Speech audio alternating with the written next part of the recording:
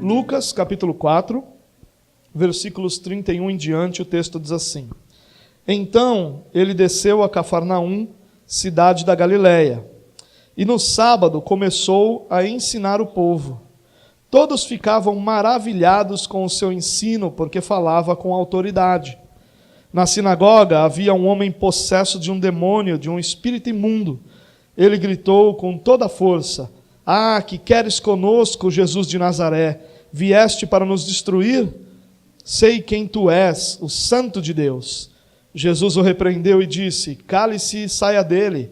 Então o demônio jogou o homem no chão diante de todos e saiu dele sem o ferir. Todos ficaram admirados e diziam uns aos outros: Que palavra é esta? Até aos espíritos imundos ele dá ordens com autoridade e poder, e eles saem. E a sua fama se espalhava por toda a região circunvizinha. Jesus saiu da sinagoga e foi à casa de Simão. A sogra de Simão estava com febre alta, e pediram a Jesus que fizesse algo por ela. Estando ele em pé junto a ela, inclinou-se e repreendeu a febre, que a deixou. Ela se levantou imediatamente e passou a servi-los. Ao pôr do sol, o povo trouxe a Jesus todos os que tinham vários tipos de doenças, e ele os curou, impondo as mãos sobre cada um deles. Além disso, de muitas pessoas saíam demônios gritando: Tu és o Filho de Deus. Ele, porém, os repreendia e não permitia que falassem, porque sabiam que ele era o Cristo. Ao romper do dia, Jesus foi para um lugar solitário. As multidões o procuravam, e quando chegaram até onde ele estava, insistiram que não as deixasse. Mas ele disse: É necessário que eu pregue as boas novas do reino de Deus noutras cidades também, porque para isso fui enviado. E continuava pregando nas sinagogas da Judéia. Bom, esse texto vai falar de alguns episódios seguidos, né, onde nós vamos encontrar a autoridade de Jesus sendo ensinada, autoridade sobre os demônios, autoridade sobre as enfermidades. Vamos encontrar também o texto falando sobre a missão de Jesus, o proclamar, o pregar o evangelho em outras cidades também, não só ali na Galileia. Bom, como eu disse a vocês, nós temos esses outros textos paralelos, nós não vamos lê-los, mas em alguns momentos eu vou citá-los e seria muito interessante se você pudesse lê-los depois. Bom, sobre a ocasião aqui, Lucas nos dá algumas informações que talvez sejam relevantes. Primeiro, nós não podemos esquecer que esse texto é um texto que continua no relato de Lucas aqui, aquele momento onde Jesus, na sinagoga de Nazaré, é rejeitado. Jesus vai a Nazaré, a cidade onde ele foi criado, na Galileia também, a gente está no norte de Israel, lembre-se que ele saiu da Judéia, passou por Samaria, e agora ele está no norte de Israel, numa região chamada Galileia. Primeiramente ele vai a Nazaré, a cidade onde ele é criado, a cidade onde a sua família era bastante conhecida, entra numa sinagoga, como era o seu costume, e ensinando ali, ele é rejeitado, tentam matá-lo. Não, isso não acontece por uma intervenção do próprio Deus, que faz com que Jesus se livre ali, e a partir daí, a partir dessa rejeição em Nazaré, ele vai a Cafarnaum. O texto vai falar sobre descer, né, porque Cafarnaum é uma cidade que ficava num nível inferior em relação a Nazaré, quando comparado ao nível do mar. Então ele vai a Cafarnaum, e de Cafarnaum, então, ele monta a sua base de operações. Cafarnaum se torna a cidade onde Jesus, a partir de onde Jesus opera, e a partir de onde todo o ministério dele na Galileia, ministério de quase 2 anos, de cerca de 1 ano e meio, é desenvolvido. Cafarnaum ficava à beira do mar da Galileia, mas Lucas vai chamar o mar da Galileia de Lago de Genezaré, porque na verdade ele é um lago. Israel, de norte a sul, ele é cortado pelo Rio Jordão, e numa parte do Rio Jordão, então, nós temos o Lago de Genezaré. É chamado também de Mar da Galileia por causa da sua extensão, mas não é um mar, é um lago. Ele vai ter aí menos de 20 quilômetros na sua parte mais extensa e de largura ele vai ter cerca de 13 quilômetros. Para você ter uma ideia, o Lago de Genezaré tem uma área um pouco menor do que a cidade de São Vicente, né? Então é mais ou menos essa a área que nós vamos ter aí para esse lago. Então 19 quilômetros por 13 nas suas áreas mais extensas, e o lago vai ser um pouco maior, na verdade, do que a cidade de São Vicente. Pouca coisa maior. Bom, outra informação que Lucas nos dá é que esse relato acontece no sábado, que essa ocasião é um sábado. E Lucas apresenta 5 momentos em que Jesus cura num sábado. E parece que Lucas tem um interesse muito grande que nós percebamos que isso está acontecendo num sábado. Porque o sábado, dentro de toda a religiosidade judaica, vai ter um papel fundamental. Era o dia do Senhor, era o dia de descanso, era um dia onde pouca coisa poderia ser feito, não se poderia caminhar mais do que cerca de 800 metros, muita coisa não poderia ser feita, não se podia cozinhar e uma série de outras atividades. Trabalhar, então, nem pensar, porque deveria ser um dia dedicado ao Senhor e ao descanso, né? Então, Jesus vai dar o significado correto ao sábado. Os judeus haviam perdido essa compreensão do valor do sábado.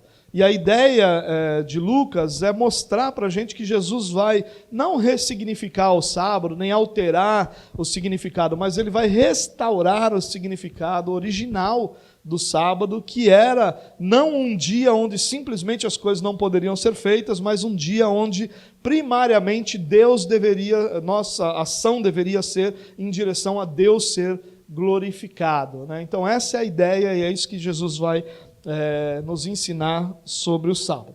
Bom, Jesus está mais uma vez numa sinagoga, isso acontecia com bastante frequência, fazia muito parte do seu ministério, parte da sua história.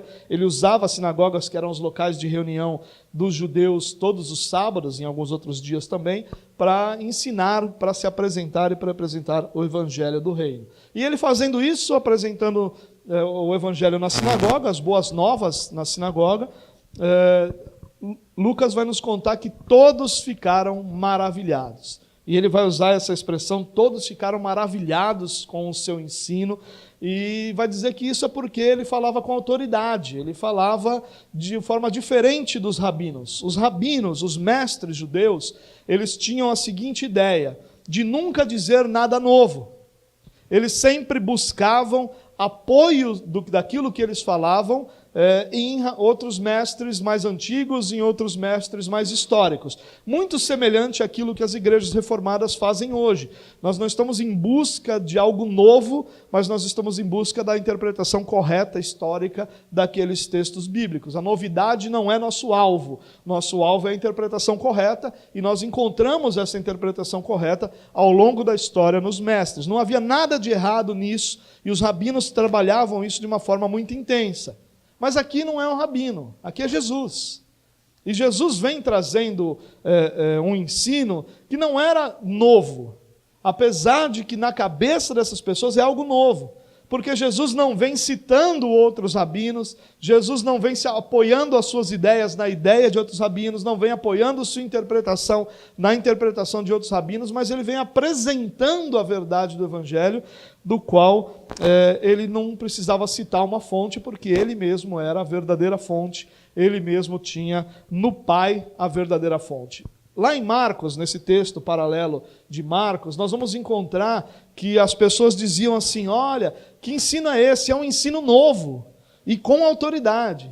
E o que eles queriam dizer era exatamente isso. Olha, ele não está citando os rabinos, ele não está preocupado em falar o que os rabinos falaram, em confirmar o que os rabinos falaram, ele está trazendo algo novo para nós, algo que vem com autoridade. Então o que Jesus estava ensinando era um ensino cuja fonte era o Pai, cuja fonte era ele mesmo, já que ele é o autor de toda a verdade, ele é a própria verdade, e isso fez com que as pessoas ficassem maravilhadas. Só fazendo um parênteses aqui, irmãos, você imagina que delícia deveria ser ouvir Jesus falar, né?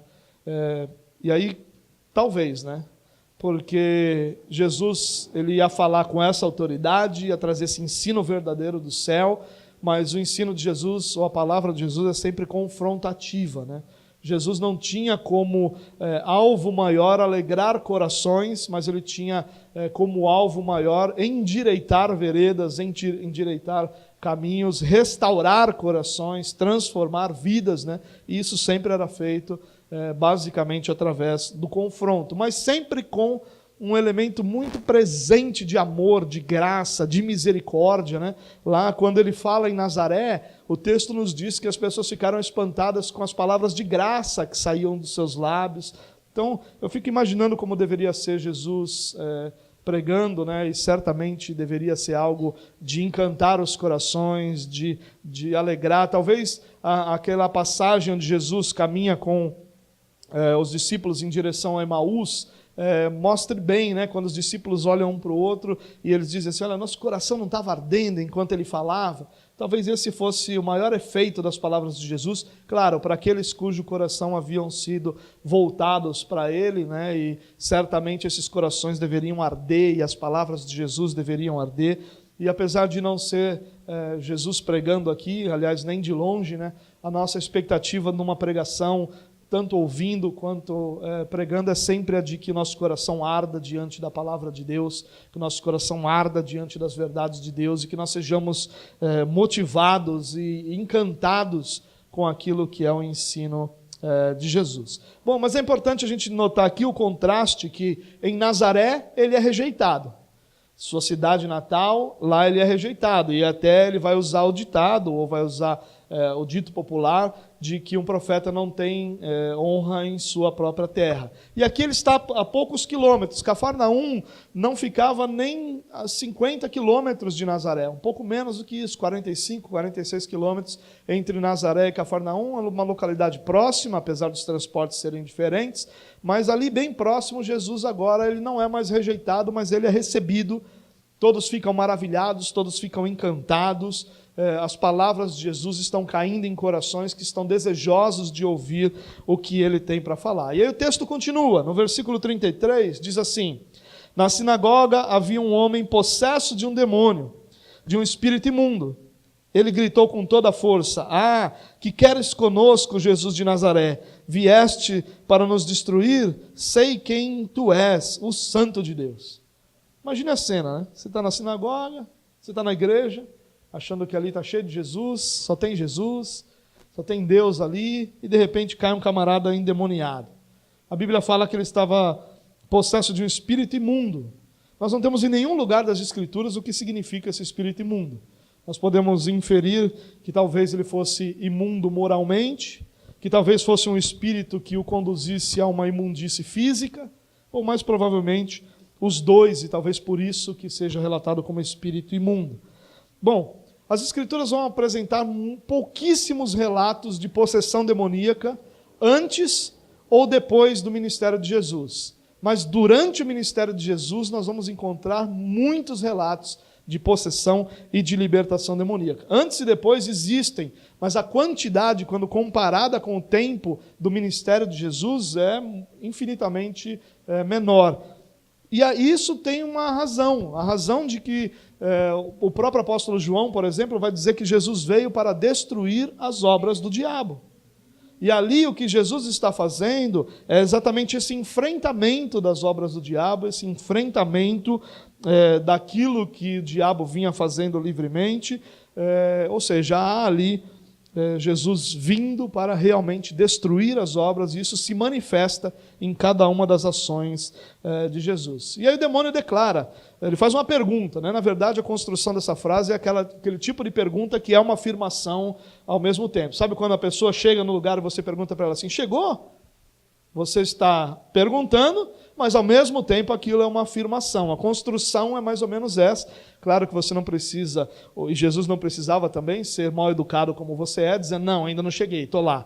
Né? É só a construção de uma frase que é nesse formato, e ali os demônios vão fazer essa construção também. Talvez se você estivesse lá, você tivesse respondido de outra forma. Mas eles vão dizer que vieste fazer aqui, vieste para nos destruir, e aí nós vamos encontrar o demônio dizendo, sei quem tu és, o Santo de Deus. Essa ideia, essa expressão santo de Deus, super rara nos evangelhos, ela vai significar alguém separado para realizar a obra de Deus, separado para realizar aquilo que Deus intenta. Então os demônios estão dizendo, você veio aqui para nos destruir, chegou o momento dessa nossa destruição, o que você está fazendo aqui? É por essa pergunta, chegou o momento da nossa destruição, e ao mesmo tempo eles vão dizer, eu sei quem tu és o Filho de Deus. E a intenção do demônio em declarar isso não é nenhum tipo de exaltação, mas é a de provocar realmente algum tipo de problema ali dentro do ministério de Jesus, já que Jesus não havia sido reconhecido, nem nunca foi publicamente ou plenamente,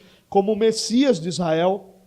Não havia e não foi reconhecido como o enviado de Deus. Ali ele era simplesmente um rabi que fazia milagres e que atraía muitas pessoas por causa dos seus milagres, e pessoas que depositavam em Jesus uma fé efêmera, uma fé que o apóstolo João vai em João 2, do 23 ao 25, nos dizer que era uma fé que o próprio Jesus não confiava, não reconhecia, não entendia como uma fé verdadeira. Um detalhezinho aqui, irmãos, perceba que não há lugares sagrados na batalha espiritual. Às vezes nós imaginamos isso, né, que a batalha espiritual possui lugares sagrados. Aqui eles estão dentro de uma sinagoga. O preletor é Jesus. Você imagina que demônio ousado o de se manifestar durante a pregação de Jesus?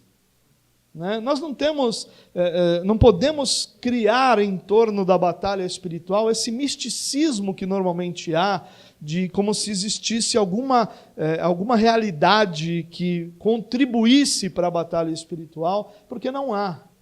Não há lugares sagrados. Aqui não houve o respeito da sinagoga, não houve o respeito ao preletor, não houve absolutamente nenhum tipo de respeito, simplesmente o endemoniado estava dentro da sinagoga, o demônio estava na pessoa dentro da sinagoga, e nada do lugar sagrado, nem do preletor ungido, foi capaz de impedir que isso acontecesse. É claro que com Jesus ali, a coisa acabou, né?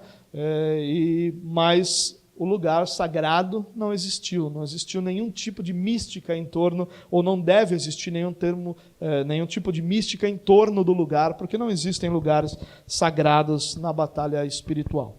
O texto continua, versículo 35. Jesus o repreendeu e disse, cale-se e saia dele. Então o demônio jogou o homem no chão diante de todos e saiu dele sem o ferir. Marcos vai dizer que o demônio convulsionou esse homem na sua saída, mas que ele não foi ferido. Olha que interessante, Jesus repreende esse demônio, dizendo, cale-se e saia dele. Que diferença, né, para o tratamento de endemoniados da nossa geração, né? Ao invés de entrevistar, Jesus disse, cale-se. Ao invés de mostrar o poder dele e o que ele está fazendo na vida da pessoa, ele diz, saia. Não há um exorcismo, não existem procedimentos ritualísticos, apenas o poder da palavra de Deus. Só isso. E só isso, e usando a expressão só num ponto de quantidade, não de qualidade, né? Só isso é suficiente. Nós não precisamos de mais nada disso diante da batalha espiritual. Aqui é uma lição importante de Jesus para a nossa vida.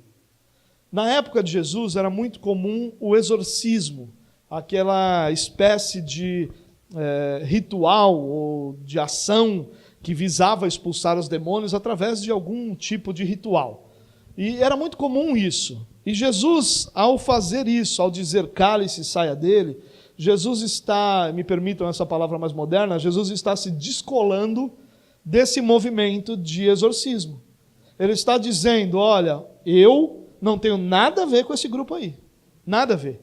Enquanto esse grupo busca ritual, busca misticismo, busca uma realidade aparente na expulsão dos demônios, eu não tenho nada a ver com essa história. Eu estou aqui no poder da palavra de Deus, e a palavra de Deus é suficiente para expulsar esses demônios. Era isso que Jesus estava fazendo ali.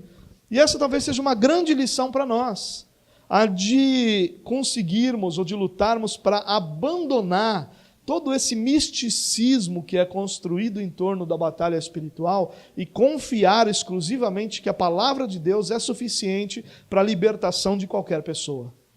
E dentro disso também, essa nossa postura vai nos ajudar a sermos também descolados desse movimento de batalha espiritual, repleto desse ritualismo, misticismo e realidades afins. Talvez essa seja a grande lição para nós. Veja só, a questão aqui não é a existência da batalha espiritual, não é a existência do endemoniamento, não é nada ligado a isso. A questão aqui é qual é a realidade ou qual é a reação daquele que anda com Deus para com isso.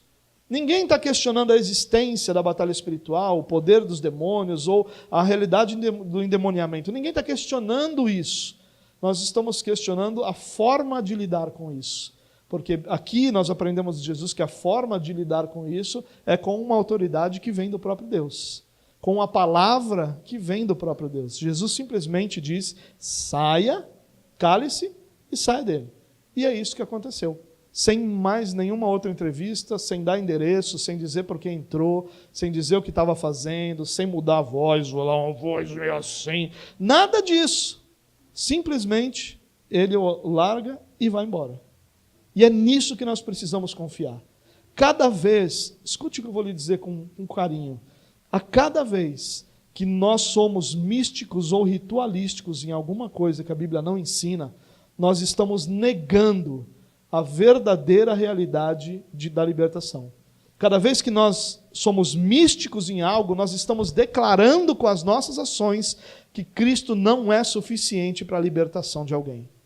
Se eu preciso que qualquer coisa seja feita para a libertação, que não uma confiança exclusivamente na pessoa de Cristo, eu estou dizendo a pessoa de Cristo é legal, é poderosa, mas ela não é suficiente. Nós, como cristãos, precisamos abandonar esse misticismo que faz parte não só da nossa nação, mas também faz parte da religiosidade da própria humanidade e confiar exclusivamente em Cristo Jesus para toda e qualquer libertação. O texto continua dizendo assim, versículo 36. Todos ficaram admirados e diziam uns aos outros, que palavra é esta? Até aos espíritos imundos ele dá ordens com autoridade e poder, e eles saem. É aqui que Marcos vai dizer, é um ensino novo, né? Um ensino que não está preocupado em provar o que os rabinos diziam. E a sua fama se espalhava por toda a região circunvizinha. Qual é o resultado aqui? Jesus vai se tornando conhecido, Jesus se torna uma figura pública, ele começa com as suas obras a causar espanto, admiração, as pessoas começam a presenciar isso e a ficar atônitas, Jesus começa a ser o assunto entre os círculos religiosos, Jesus começa a ser falado, começa a ser comentado, e aí nós vemos que como resultado disso a fama de Jesus vai se espalhando. E aí Lucas simplesmente termina esse relato e continua com um outro relato no versículo 38, dizendo, Jesus saiu da sinagoga e foi à casa de Simão. A sogra de Simão estava com febre alta e pediram a Jesus que fizesse algo por ela. Estando em pé junto dela, inclinou-se e repreendeu a febre, que a deixou. Ela se levantou imediatamente e passou a servi-los. Bom, saindo da sinagoga, Jesus vai para a casa de Simão, também conhecido como Pedro, muito conhecido de todos nós, muito mais por Pedro do que por Simão, e vai encontrar a sogra de Simão. Então isso significa que Simão era casado, significa que ele tinha uma esposa e junto no pacote veio a sogra, e a sogra dele estava doente, estava com uma febre, na verdade, ali.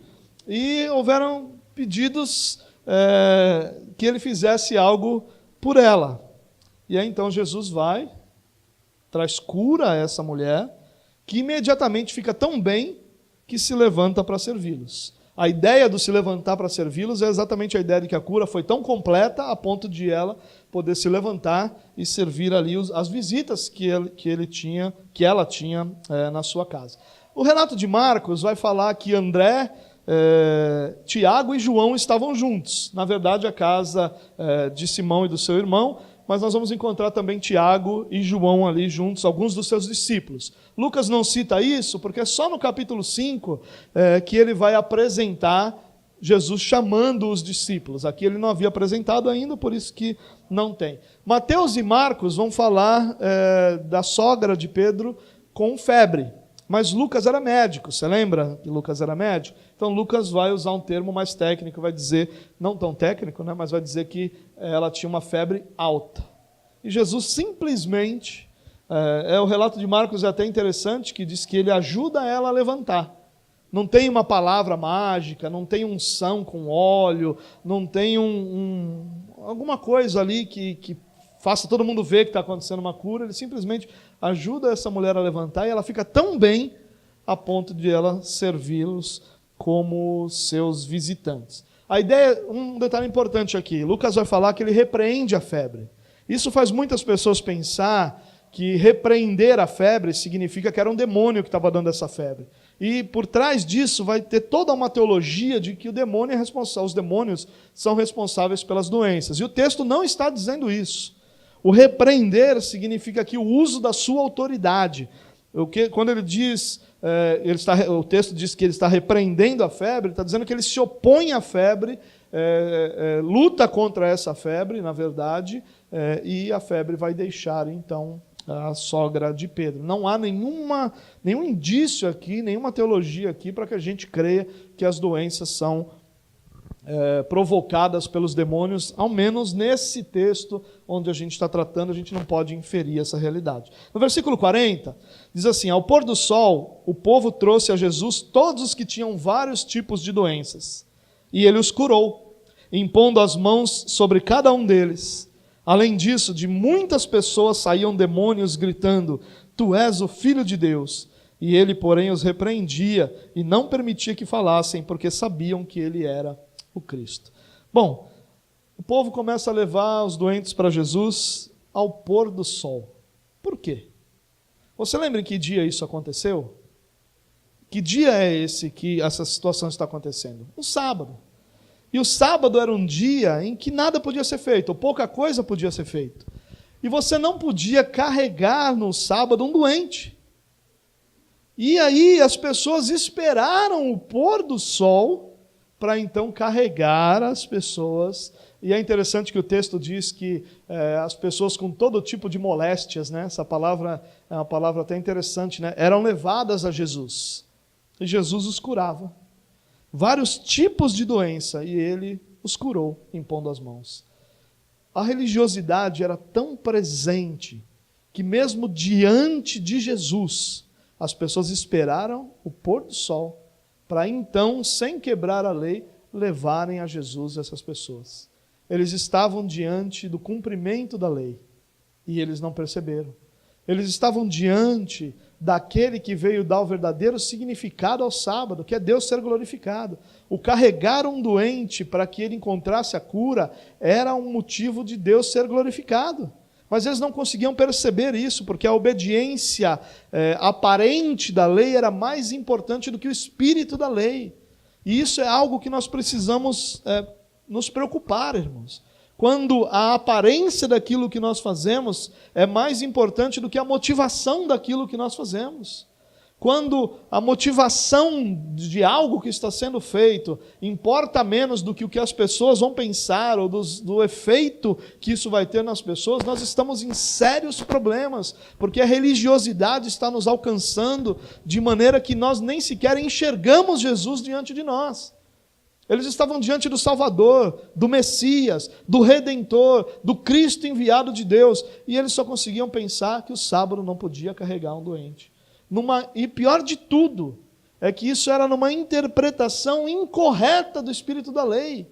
O próprio Jesus vai, num outro momento, dizer que o sábado estava sendo mal compreendido pelos judeus, porque eles não estavam fazendo nada quando eles deveriam fazer, sim, coisas para a glória de Deus. O sábado não era um dia onde as pessoas deveriam simplesmente se abster de fazer, mas elas deveriam ativamente fazer em direção à glória de Deus. Isso é algo para a gente pensar aqui também.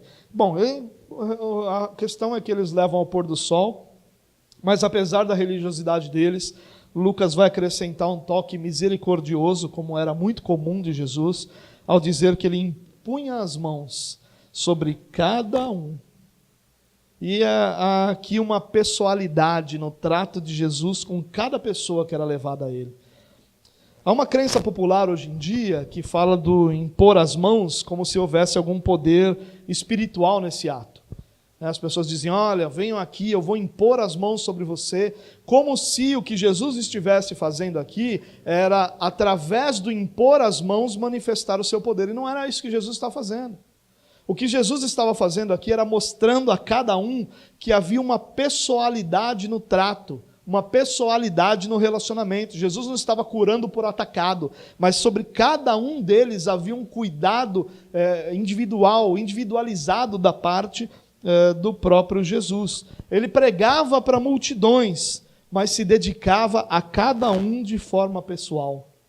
Ele governa sobre o mundo todo, mas a sua atenção é devotada inteiramente a cada um dos seus. Jesus está impondo as mãos para a criação de um laço pessoal com esse enfermo. Porque a intenção de Jesus não era curar as doenças apenas, que já era uma grande coisa, principalmente no olhar daqueles homens. Mas a intenção principal de Jesus era conduzi-lo de volta para Deus. Não há uma imposição de mãos, porque ao impor as mãos, ali saiu o poder. Não era essa a ideia. A ideia era uma pessoalidade. Jesus impôs individualmente. A atenção era inteiramente devotada naquele momento àquela pessoa. E isso é um grande retrato do nosso relacionamento com Cristo. Cristo, que é o governador ou que governa a terra toda, ao mesmo tempo se relaciona individualmente com cada um de nós. Ao mesmo tempo que todas as coisas estão debaixo dos seus pés, nós estamos inteiramente, isoladamente, unicamente diante dele. Há um relacionamento pessoal, há um toque pessoal de Jesus com cada um dos seus. Não é uma ideia de atacado, uma ideia de impessoalidade, uma ideia de faça parte da multidão. É uma ideia de ser discípulo, de fazer parte do único, do individual, daquele que faz parte de um todo, mas que recebe individualmente a atenção e a devoção do próprio Jesus. Muitos foram libertos naquele momento. E de muitas pessoas saíam demônios reconhecendo que Jesus era o Cristo. E Jesus os repreendia. E talvez para nós isso seja estranho, né? Por que Jesus vai repreender os demônios? A Bíblia fala que o diabo é o pai da mentira. Isso nos leva a entender que as palavras dos demônios deveriam ser mentirosas, mas quando ela é verdadeira, Jesus diz, não, fica quieto, não fala não. E isso para nós deve nos intrigar, né? Mas há uma explicação muito interessante para isso. De novo, os demônios não estão fazendo isso para exaltar a Cristo, mas para causar confusão. Existem duas razões para Jesus fazê-los se calar. Primeiro, você imagina a euforia popular de receber ali alguém que era poderoso o suficiente para lidar com os problemas que aquele povo estava lidando. Havia uma realidade nacional que clamava por um herói. Eles estavam em busca de um herói nacional. Eles estavam em busca de alguém que libertasse o povo dos romanos, que tirasse esse jugo que os romanos colocavam sobre os judeus. Eles estavam em busca de alguém que mudasse aquela situação política, nacional. E aquela euforia de Jesus é o libertador e que Jesus impõe as mãos e as pessoas são curadas, e ele manda nos demônios, os demônios ficam quietos, e depois eles vão ver que ele manda no mar, que ele manda no vento, que ele manda em todas as coisas. Esse é o camarada que a gente precisa para libertar o povo daquele que está nos oprimindo, que no caso era o Império Romano. E Jesus faz com que eles se calem, porque ele não era esse o seu propósito, não era essa a sua missão. Mas há uma segunda razão. A segunda razão é que no momento em que ele fosse reconhecido pelas pessoas como Filho de Deus, porque essa expressão Filho de Deus para nós tem um significado. Fala do significado de sermos adotados por Deus. Você é filho de Deus por adoção. Deus te adotou, você faz parte da família como filho. Mas essa palavra em Jesus, ele está falando de alguém da mesma natureza. Ele está falando de alguém igual. Então, inclusive, o ser filho de Deus foi a razão principal, ou declarar-se, ou reconhecer-se filho de Deus, foi a razão principal de Jesus ir para a cruz. E se ele faz isso aqui, permite que haja esse reconhecimento, permite que as pessoas caminhem nessa direção, o ministério que ele tinha para executar, a formação dos discípulos, a proclamação do evangelho em outros lugares, a manifestação das obras da graça de Deus não aconteceriam, porque ele seria oprimido, perseguido e morto muito mais rapidamente do que foi. Inclusive o seu ministério na Galileia, ele é profícuo exatamente por estar longe desse centro religioso que ficava ao sul, ali em Jerusalém. Então uma admissão pública ia ser um problemaço. Mas a gente está terminando o texto aqui, e o texto diz o seguinte: ao romper do dia, ou seja, logo de manhã, Jesus vai para um lugar solitário. As multidões o procuravam, e quando chegaram até onde ele estava, insistiam que não as deixasse.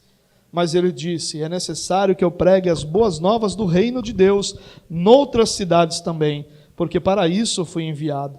E continuava pregando nas sinagogas da Judéia. É interessante que Marcos vai dizer que Jesus procura um lugar solitário para orar. Lucas não fala que é para orar, ele diz que só se afasta, mas Marcos vai nos dizer que é para orar. Sabe, irmãos, nós vivemos numa época de urgência e pressa. Todo mundo está com pressa, tudo é urgente. Não tem nada que não é urgente, não tem nada que não tem pressa. A gente tem pressa para tudo. Tudo na nossa vida é pautado pela pressa e pela urgência. Pressa e urgência de realizações pessoais, de alcançar questões, mas aí Jesus vai nos ensinar outra coisa aqui. Ele vai nos mostrar que tudo que nós fazemos só pode ser feito no poder de Deus. Ele vai nos ensinar que manter o equilíbrio entre realizar e estar em Deus é absolutamente vital para a nossa vida.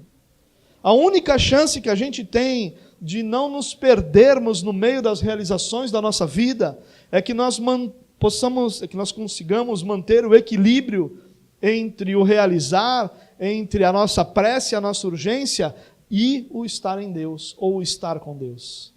No meio de todo esse tumulto, onde enfermos são curados, a gente está falando de dezenas de enfermos curados, dezenas de endemoniados libertos, sinais feitos aos montes. No meio de tudo isso, imagine a quantidade de pessoas que ia chegar no dia seguinte, vindo de lugares mais longes,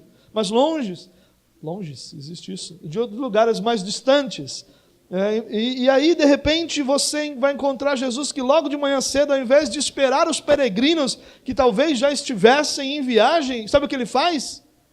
Ele vai buscar um lugar solitário para orar. E há uma grande lição para nós aqui. A fama de Jesus está crescendo. Sua popularidade é enorme. E hoje talvez a gente, se fosse aconselhar Jesus, diria: Jesus, aproveite que esse é o momento. Esse é o momento. Sua popularidade é grande. Está todo mundo falando de você, está todo mundo maravilhado contigo. Aproveita e faz mais sinais, vai em busca de mais pessoas para que se firme aquilo que as pessoas creem sobre você. Esse talvez fosse o nosso conselho para Jesus: aproveite o momento. O momento é propício, os ventos estão ao seu favor, aproveite isso. E aí Jesus vai dizer que não há nada de errado em tudo o que estava acontecendo, mas se nós negligenciarmos a essência, a base, o fundamento daquilo que nos levou a viver essa realização, nós vamos nos perder no meio do caminho. É muito fácil nós começarmos bem. Quando nós estamos começando, irmãos, nós somos homens e mulheres de oração. Quando nós estamos em busca do emprego, nós somos pessoas de oração. Sobre cada currículo que nós entregamos tem uma oração. Sobre cada pessoa com quem nós conversamos há uma oração. Quando nós estamos iniciando nossa família, nós estamos fazendo isso debaixo de muita oração. Quando nossos filhos estão para nascer, nós estamos orando. Quando nossos negócios estão começando, nós estamos orando.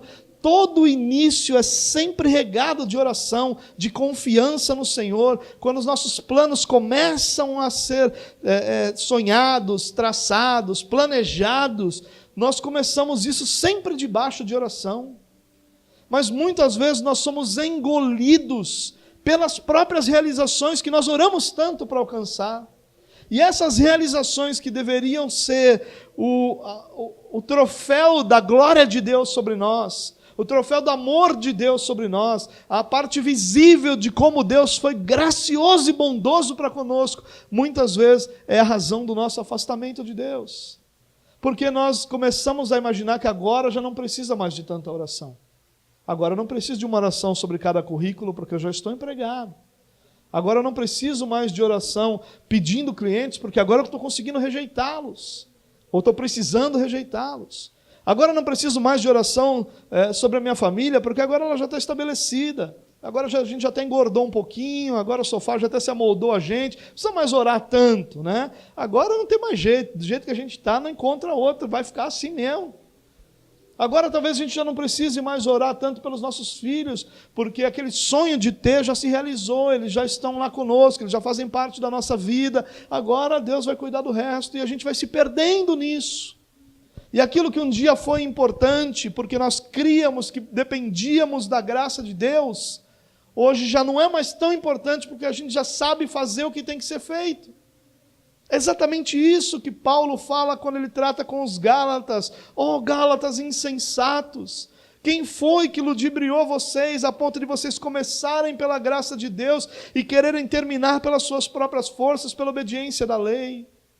Quem foi que ludibriou vocês a acreditarem que vocês dependiam da graça no início, mas agora não dependem mais? Agora vocês têm forças para se manter salvos, para se manter santos, para se manter em Deus. É isso que Paulo fala aos Gálatas. E é isso que Jesus está nos ensinando aqui. Quando Jesus se afasta, ele está dizendo, olha, tudo o que eu vivi até hoje, eu vivi porque Deus fez. Se eu perder isso, eu não tenho nada para fazer pela minha própria força. Esse é o ensino de Jesus para nós.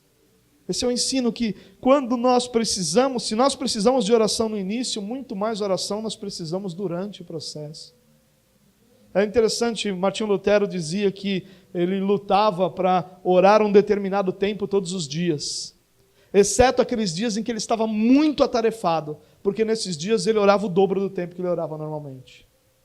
Porque quanto mais tarefas nós temos para realizar, mais nós dependemos da graça de Deus. Quanto mais nós estamos conscientes da nossa dependência da graça de Deus, menos difícil será o nosso tempo de oração.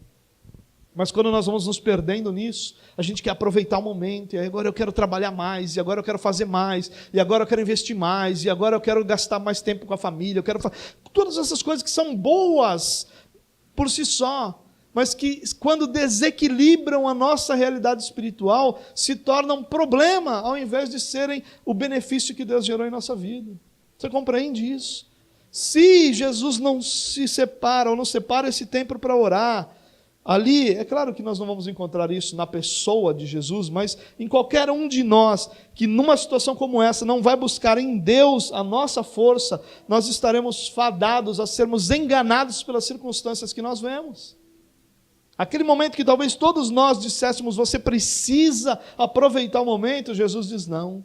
O que eu preciso é estar diante daquele em quem eu encontro força, serenidade e direção. Porque é isso que nós precisamos todos os dias da nossa vida. Força para encarar as nossas lutas, serenidade para enxergar as coisas da forma como Deus enxerga e direção para sabermos o que fazer diariamente. Você é mais forte hoje do que você começou, do que quando você começou. Mas essa força veio do Senhor. E essa força só pode ser sustentada pelo Senhor. E quando você deixa de confiar no Senhor, para que você confie na sua própria força, você vai deixar de crescer. E esse é o mal de muito cristão que cresce e de repente vai estagnar na sua fé, porque agora acha que tem todas as respostas e que não precisa mais depender do Senhor. Em Cafarnaum ele foi bem recebido. Era natural que ele ficasse ali. Mas ele vai dizer não. Em oração ele vai entender que ele tinha outros lugares para ir, outros lugares para pregar. Se ele não vai orar, ele teria como base da sua decisão simplesmente o que aquelas pessoas estavam clamando. E talvez ele pensasse assim, como uma pessoa normal, pensasse assim, bom, se as pessoas estão querendo que eu fique aqui, isso é de Deus, vou ficar aqui. Mas o propósito de Deus para ele era outro. E ele só encontrou a clareza desse propósito em oração. E houve força nele para realizar essa outra direção, porque no Senhor ele foi fortalecido. É isso que nós precisamos, irmãos. Força, serenidade, direção. Nós só encontramos na oração. Sem estarmos diante de Deus, nós nos perdemos no meio dos nossos afazeres. É isso que o texto sempre vai ensinar. E Jesus vai terminar dizendo o seguinte: proclamar o Evangelho é minha missão. Os sinais, os milagres, eles são subordinados à proclamação do Evangelho, não o oposto. Minha missão é proclamar o Evangelho. Eu tenho que proclamar esse Evangelho em outros lugares, em outras cidades, em outras sinagogas por aí. Eu não vou ficar aqui com vocês porque eu tenho essa missão de Deus. E a missão maior de todos nós é essa: proclamar o Evangelho. Nossa missão não é realizar milagres, sinais, provar a existência de Deus para ninguém. Nossa grande missão é proclamar o Evangelho da graça de Deus disponível a todos os homens. Para a gente terminar, eu quero fazer algumas aplicações desse texto. Primeira delas, a palavra de Deus nunca é neutra. Isso é algo que a gente precisa guardar claramente no nosso coração. A palavra de Deus nunca é neutra. A mesma palavra que quebranta alguns, endurece outros. A mesma palavra de Jesus que endureceu aqueles que estavam em Nazaré, é a palavra de Jesus que quebranta aqueles que estão em Cafarnaum. A palavra sempre vai exigir uma resposta. É impossível que ela não produza ou não provoque em nós uma reação. Todas as vezes que nós formos expostos à palavra de Deus, vai se exigir de nós uma resposta a essa palavra. Essa resposta pode ser em fé, recebendo aquela palavra como direção de Deus para a nossa vida, e pode ser um coração endurecido de não dar ouvidos àquilo e continuar vivendo aquilo que a gente vive. Mas sempre vai haver uma resposta. Todas as vezes que você é exposto à palavra de Deus e aquilo não transforma a sua vida, essa é a sua resposta. A resposta é não ouvir. Todas as vezes que você é exposto a uma palavra e essa palavra toca teu coração, modifica a sua vida, muda a sua resposta é um coração quebrantado. Essa é sempre uma realidade presente. É impossível. Não, essa palavra é legal, mas não tem a ver comigo. Não existe isso. A palavra nunca é neutra. Ela sempre vai endurecer corações duros e sempre vai quebrantar corações amolecidos pelo Senhor. Segunda aplicação, e aqui talvez seja mais fácil fazer essa aplicação em forma de pergunta. E a pergunta seria: o que o conhecimento tem produzido em nós? Se você se perguntar isso, todo o conhecimento que eu tenho recebido, através das pregações, daquilo que eu ouço, das músicas que eu ouço, dos livros que eu leio, das pregações que eu assisto, todo esse conhecimento tem produzido o quê em minha vida? Ele tem apenas acalmado a minha consciência como se eu estivesse cumprindo uma obrigação para com Deus? Ou ele tem chacoalhado a minha vida e mudado a direção dela? Preste atenção nisso. Os demônios tinham um conhecimento sobre Jesus. Todos esses demônios que são apresentados aqui, eles sabiam quem era Jesus. E sabiam de forma mais clara que grande parte dos homens ao redor daquela situação. Só que era um conhecimento desprovido de fé, desprovido de amor, desprovido de esperança. Era um conhecimento que, ao invés de produzir vida, produzia um ser miserável. Esse conhecimento não era refletido na existência desse ser. E esse é um perigo que todos nós incorremos. O perigo de termos o conhecimento, mas esse conhecimento não produzir, não vir acompanhado de fé, não vir acompanhado de amor, não vir acompanhado de esperança. E ao invés de produzir vida, produzir arrogância, produzir antipatia, produzir uma série de outras características que não nos interessa mencionar. Mas essa é a pergunta que a gente tem que se fazer. O que o conhecimento tem produzido em nós? E a pergunta talvez para nós, portanto, seja: o conhecimento que eu tenho sobre o pecado tem me levado a odiá-lo? Tem produzido esse ódio? E aqui ódio é uma palavra que talvez a gente não queira encaixar na nossa vida, mas é esse tipo de sentimento que nós devemos ter pelo pecado. O conhecimento que eu tenho sobre o pecado tem me levado a odiá-lo? Ou simplesmente eu conheço o pecado e nada, nenhum efeito isso é produzido ou produz? O conhecimento que nós temos sobre Deus tem nos feito amá-lo? Ou é só aquele conhecimento da existência, uma questão mais filosófica, mais artística, bela, né? Mais lúdica talvez, não prática, não produz esse amor em nosso coração? O que eu sei sobre Deus me leva a amá-lo?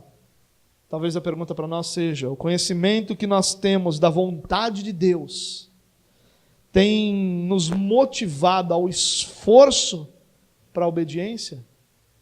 Será que aquilo que eu sei da vontade de Deus para a minha vida tem me motivado em mim um esforço para obedecer a Deus? Ou simplesmente o conhecimento da vontade de Deus tem sido uma questão apenas mental? Há um conhecimento que é só mental, é um saber. E a Bíblia vai dizer que os demônios sabem. Eles têm esse conhecimento. Inclusive tremem diante daquele que eles conhecem. Mas esse conhecimento não produz fé, não produz vida. Vai produzir exclusivamente o saber. Isso é algo para a gente refletir, que nós encontramos aqui. Terceira aplicação. Cristo venceu a batalha contra o diabo. Isso precisa estar claro para nós, irmão. Isso precisa estar muito claro. Cristo já venceu essa batalha. Essa batalha não está por ser vencida, ela já foi vencida. Quando Cristo na cruz declara está consumado, ali a vitória de Cristo sobre a morte e o pecado e sobre Satanás está concretizada. A batalha espiritual ela é real, sim, ela faz parte do nosso dia a dia. Mas a gente precisa compreender que nós não temos força para vencê-la, senão naquele que já venceu Satanás. Essa é uma batalha que nós não vencemos por nossa força. Essa é uma batalha que nós não vencemos por nossa capacidade, mas nós vencemos naquele que já venceu Satanás. Por isso, a nossa vitória nas nossas batalhas espirituais não está na força que nós temos, na mandinga, olha, até a palavra nem sai, na mandinga gospel que nós gostamos de fazer, naquelas palavras mágicas que nós dizemos. Não está na nossa fúria contra Satanás, querendo pisar na sua cabeça e falando grosso para ele, como se ele se amedrontasse de quem fala grosso e alto. A nossa vitória está em Jesus Cristo.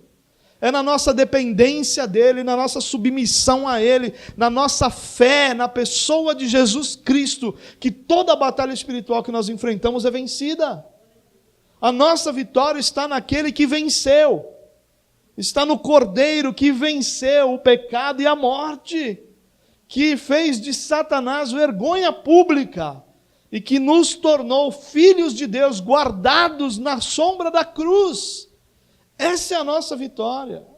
A nossa vitória não está nos rituais que nós fazemos, não está no fato de eu repetir orações, quebrando maldições, vínculos e coisas afins. Isso não serve para nada. Isso deve ser motivo de grande, talvez, e uma ilustração aqui, no inferno haja um programa de televisão.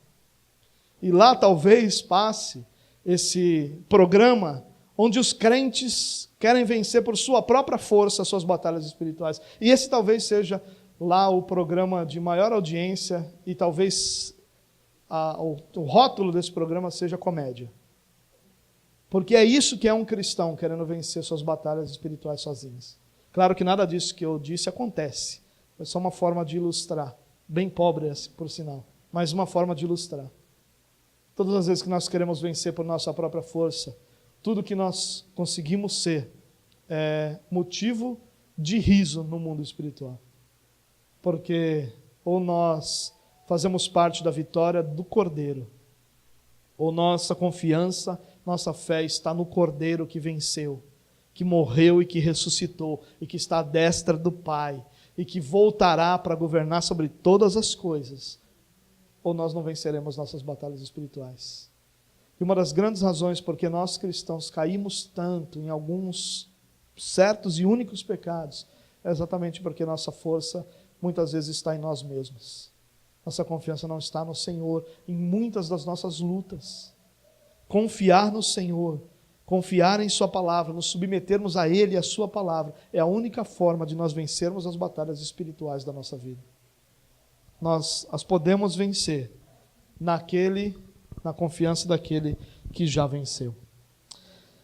Nós não podemos, de forma alguma, pensando sobre essa batalha que Cristo venceu, nos apoiar em rituais, em palavras mágicas, em exorcismos, em situações de repetição de textos. Uma vez me falaram, olha, você tem que pegar um determinado texto e orá-lo 3 vezes por dia. Eu disse, se eu fizer isso não é oração, é repetição. Mandinga gospel, saiu. E muitas vezes é nisso que nós estamos apoiados, nesse misticismo, nessa questão de trazer de outras realidades religiosas, conceitos, como se eles pudessem ser aproveitados. Nós não precisamos de nada disso, Cristo é suficiente. Essa é a grande beleza do Evangelho. Nós não precisamos bater o pé, nós não precisamos levantar as mãos, nós não precisamos escrever numa folha de papel os nossos pecados, nós não precisamos queimar numa fogueira santa, nós não precisamos ser ungidos com óleo, nós não precisamos que ninguém coloque as mãos sobre nós, porque Cristo é suficiente, e em Cristo nenhuma condenação há. Em Cristo nós somos livres, em Cristo Satanás é derrotado, na nossa confiança nele, na nossa fé nele, na nossa submissão à palavra dele, todas as nossas batalhas são vencidas. Essa é a grande maravilha do Evangelho. Nossa vida se resume a uma pessoa, é centrada numa pessoa, nossa confiança está numa única realidade, que é Cristo Jesus, o nosso Senhor. Nós não precisamos de mais nada, absolutamente nada. Todas as outras realidades são inúteis diante daquele que na cruz declarou, está consumado. Está consumado. Ali Cristo está dizendo, o preço pelo resgate daqueles que são meus está pago. Agora a única coisa que falta é chegar o momento certo em que o Espírito Santo vai trazê-los. E nessa regeneração vai abrir os seus olhos para que eles vejam quem eu sou e eu me torne desejável a Ele. Porque já está pago. Tem nada para ser feito. Nada. Você é livre, porque na cruz, Cristo Jesus nos liberta da escravidão do pecado e da morte. Em último lugar, para eu terminar, eu quero usar uma expressão do Charles Riley. Ele tem um livro uma série de livros fantásticos editados pela editora Fiel, chama Meditações no Evangelho. E ele vai ter de cada um dos 4 evangelhos. E ele diz o seguinte, que em Cristo há vida, saúde e libertação. E aí ele vai dizer algo muito interessante, ele vai dizer, olha, que Jesus é o verdadeiro antídoto e remédio para todos os enganos de Satanás que arruinam a alma do homem. Cristo é o médico ao qual todos os filhos de Adão devem recorrer se desejam ficar curados. Quando das nossas necessidades, lutas e angústias, é a Cristo que nós devemos recorrer. O que Lucas está fazendo aqui não é relatar a libertação de um endemoniado, mas é relatar o poder de Cristo sobre qualquer autoridade das trevas. O que ele está falando não é só sobre a sogra de Pedro, ele está falando do poder de Cristo sobre toda enfermidade. Ele não está falando de pessoas que são libertas e curadas, apenas delas, mas ele está falando de Jesus que traz vida àqueles cujas almas estão arruinadas pelo pecado e pelo poder de Satanás. Em Cristo há vida, em Cristo há libertação, em Cristo há saúde, é em Cristo que nós vivemos. E a gente não pode esquecer disso.